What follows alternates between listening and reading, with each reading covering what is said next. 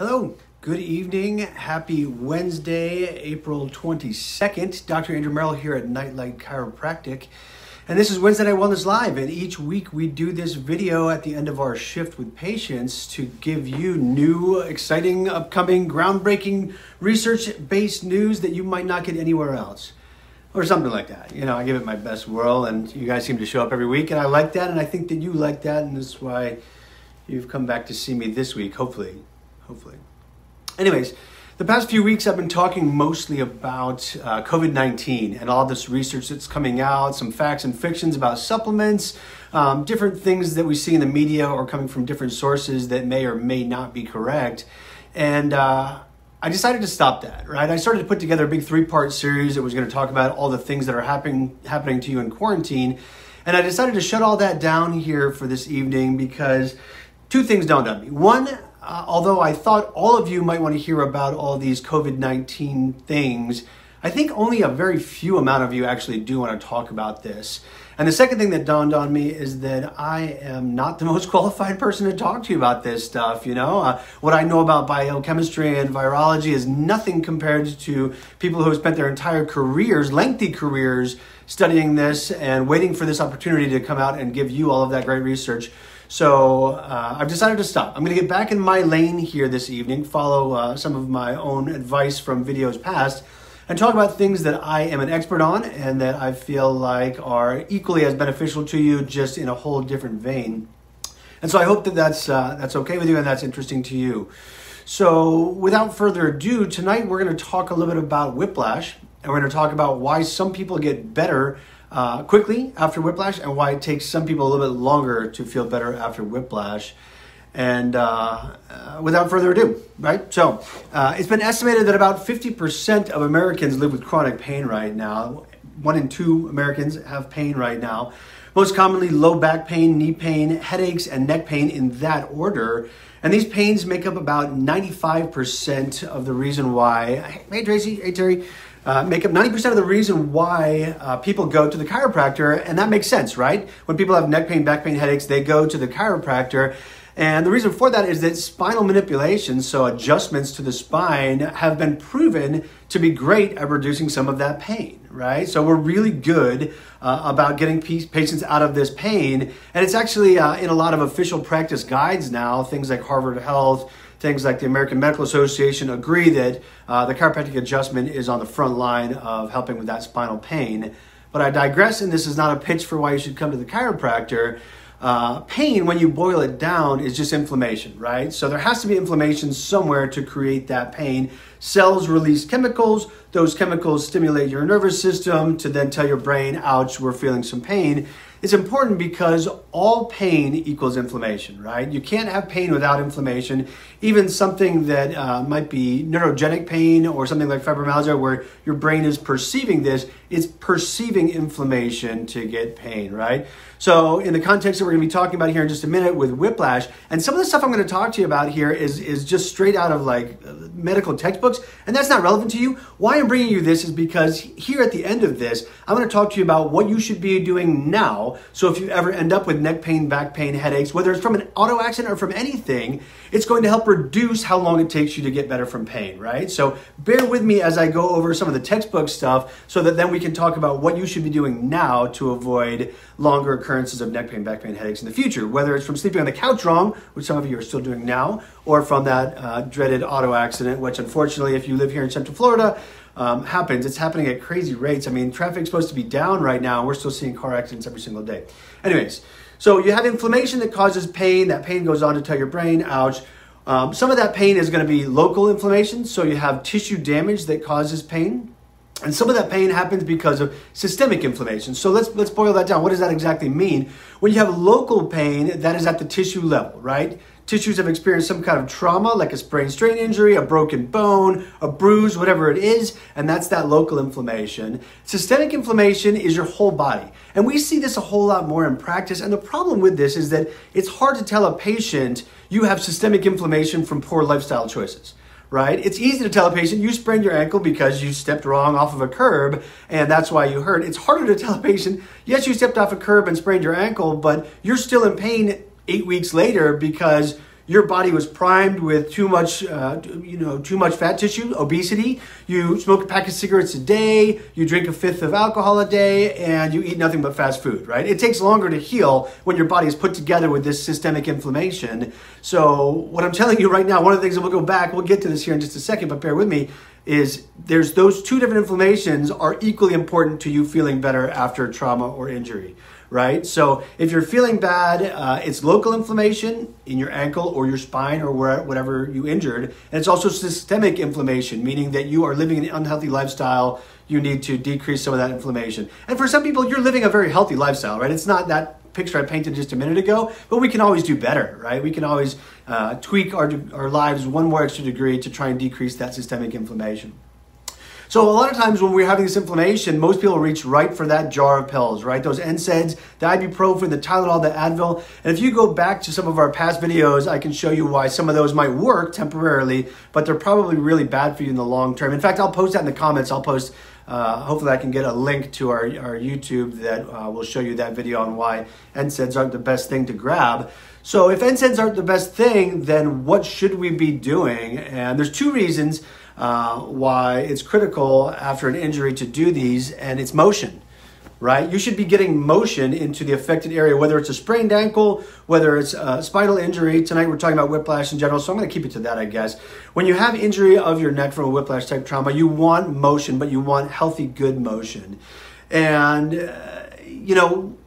let's do this. Does anybody remember back in the 1980s? I think there's only a couple of people watching me here this evening, but back in the 1980s, you saw a lot of like neck collars, right? Like everyone seems to be wearing a neck collar after a car accident.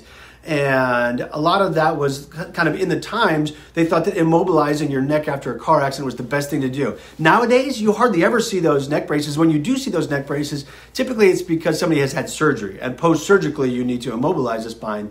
After an accident, you want motion. So nowadays, you don't see neck braces being worn for whiplash. Why? Because the research showed it was no good. So you need motion because motion disperses some of those inflammatory chemicals in the area after injury. But the second thing that it does is also equally important. It actually reduces let's put it differently. It closes the pain gate. So back in 1965, you have these two researchers that come together and they figure out that pain works as like a gate into your brain. So if pain's going into your brain and you can figure out how to make something else run faster to that gate, you can close that gate so the pain doesn't actually turn into pain in your brain. And another way that I like to describe this, excuse me, is when you bump your head or bump your knee and you start to rub it, right? You rub your knee because you've bumped your knee. It makes it feel better. And it's because you've closed that gate of pain to that area. So motion helps to disperse inflammatory chemicals. It also helps to close that pain gate just a little bit. Let's see. So you got millions of receptors all through these joints. Talking real quick about spinal anatomy, you got the disc in the front, you got these joints in the back, right? You have two facet joints in the back. These things are loaded with nerve endings, right? And so you have so many nerve endings. When we create motion, either with a spinal adjustment or when the massage therapists are actually, doing hard work through some of those paraspinal muscles, what we're doing is we're stimulating all those nerve endings to go close that pain gate, right? They race the pain signals to your brain, and if they beat it, which these mechanoreceptors are a little bit faster than those pain signals, you don't feel as much pain. So motion is good to decrease swelling in the area and get rid of those inflammatory chemicals. It's also good for closing that pain gate into your brain, right? So at this point, you're like, okay, doc, and thank you for the couple of people that are watching me here this evening. You've buckled in to say, that's all well and good. I understand motion is good. Go to the chiropractor after a car accident. But let's get to the point here. You had said that we're going to figure out who is going to have pain longer and who's going to take longer to heal after a car accident and after a whiplash injury. So I'm going to get to that here. So I mentioned earlier, you have systemic inflammation in your body. If you have that systemic inflammation, meaning an unhealthy lifestyle, what you're going to end up with is a longer recovery. Your prognosis looks poorer when we're looking at how long it's going to take you to recover. The second explanation is degeneration in your spine, right? And this is a little bit harder to maybe understand. So I got a different model. It's a slightly smaller model, so I'm going to bring it a little bit closer. But you see how this model has nice smooth edges? That's not degeneration. This is degeneration when you start to see these little peaks, these little points that grow out. When you have too much inflammation, these little points start to grow, and that's because there's too much inflammation for too long in the area. And it's important to understand that once you have some of this degeneration, all of the rest of the area is primed for pain, right? So you might not even have pain yet. If you just have this degeneration, it might not be painful yet, but all it takes is a small amount of injury to then get pain after a car accident. And then this also, when you have it, lends itself to having a longer bout of pain after an auto accident, right? So you've got systemic inflammation, you've been living an unhealthy lifestyle, so your body's primed for a longer recovery, and then you have some of this degeneration. And folks, I need you to understand, this doesn't mean old age, right? We've got patients come in and I tell them you have some arthritis going on in your spine. They're in their 30s. They say that can't be. I'm not 70. I'm not my grandfather. I don't have spinal degeneration, doctor. Not possible. But this happens in varying degrees throughout your lifespan. You'll see 30-year-olds with this. You'll see 70-year-olds without this. You'll see people who have made it their whole life without much degeneration going on in their spine. So understand this is a continuum. It's not black and white. You're old enough to have arthritis or you're not old enough to have arthritis. This is something that just happens throughout life. And when I say arthritis, so remember these little peaks, these little points that I was talking about just a minute ago? When those happen inside the joints of your spine, that's arthritis. That's what we're talking about. And if you have some of that pre-accident, it makes your recovery from an accident take a lot longer. And we know that from the research. So let's see. If you look at the research, really, we're going to boil it down to four things. So I talked about two, systemic inflammation, and I talked about degeneration of the spine. Those are two things. But when I'm looking at a patient is in front of me after a car accident, I'm looking at four different things. The first is radiculopathy. And what that means is if you have radiating pain down into your arms and hands and fingers after a car accident, it means that these nerve endings, as they exit from your spine, are inflamed. And they are telling your body that there's pain down into your arm. And that's a big red flag for the potential of having a disc herniation. So obviously after whiplash trauma, that just complicates things. The second thing I look for is lost range of motion, right? So when there's inflammation in your joints and your muscles, you lose the ability to turn. And the more lost range of motion you have tells me the more inflammation in your spine, and that's going to take you longer to recover. You get loss of the curvature of your neck, right? And so this is something we've talked about in videos past too. Your spine is supposed to have nice curves. When you get into a car accident, oftentimes you lose that curvature of your neck and your spine goes straight in your neck. And that's not normal and that's not good. And that's making all of these tissues become inflamed and painful. And that's going to make it take longer to heal after a car accident. And then the last thing is that pre-existing degeneration. When we look at x-rays and MRIs of your spine, we get to see what has happened before, right? Because this takes a long time to develop. Right after a car accident, when we do some imaging of your spine, we get to see right away what you had before the accident. And when we're looking at that, I can tell you it's going to take you longer to recover if you have some of that spinal degeneration. So it's, there's some disagreement a little bit on how many people actually end up with symptoms that are permanent.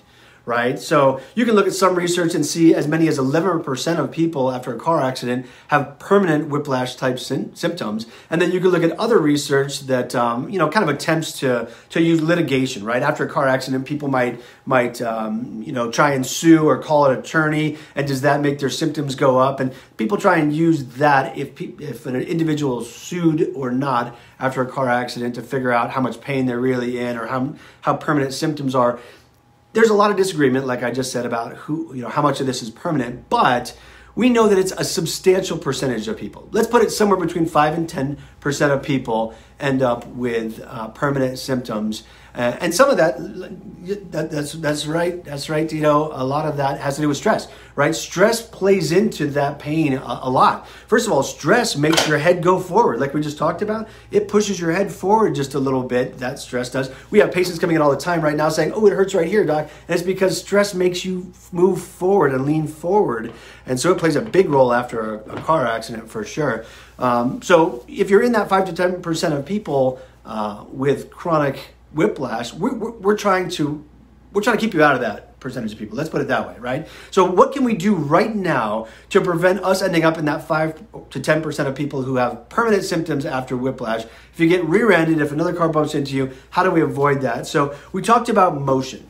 right? We talked about motion earlier, and we talked about inflammation and how motion reduces inflammation. You want to make sure that you have a good range of motion now, right? So getting some curvature into your neck now is really important. You can take a regular 16.9 ounce water bottle and put it behind your neck. You can just do a whole lot of home stretching exercises that you can find on the internet to make sure that you keep good motion and good curvature into your neck, and that's one of the best things that you can do. The other thing, like we mentioned earlier, reduce systemic inflammation, right?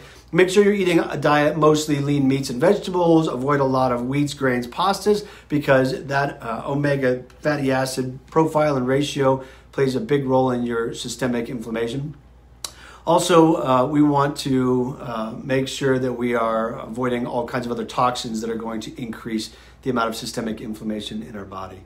So anyways, that's all I have. I'm always here in the comments. You can find me if you have questions or concerns about some of the stuff I talked about. Like I said, I'm going to link some of those previous videos, one about curvature in your neck and one, I think I was talking about inflammation pathways before, into the comments here. You can always reach me here. You can reach me at Dr. Merrill at nightlightchiropractic.com. You can find all kinds of great information on our blog, on our website, nightlightchiropractic.com. Or let's see, it's also nightlightchiropracticonline.com is a new hosting of our blog. So anyways, that's all I have here for this evening. I hope you have a wonderful rest of your week. You can always go back and watch this video for the rest of the week. I'll see you next week for another Wednesday Night Wellness Live. In the meantime, keep your chin up, do good things. I'm counting on you to wash your hands and wear your mask. See you next time. Good night.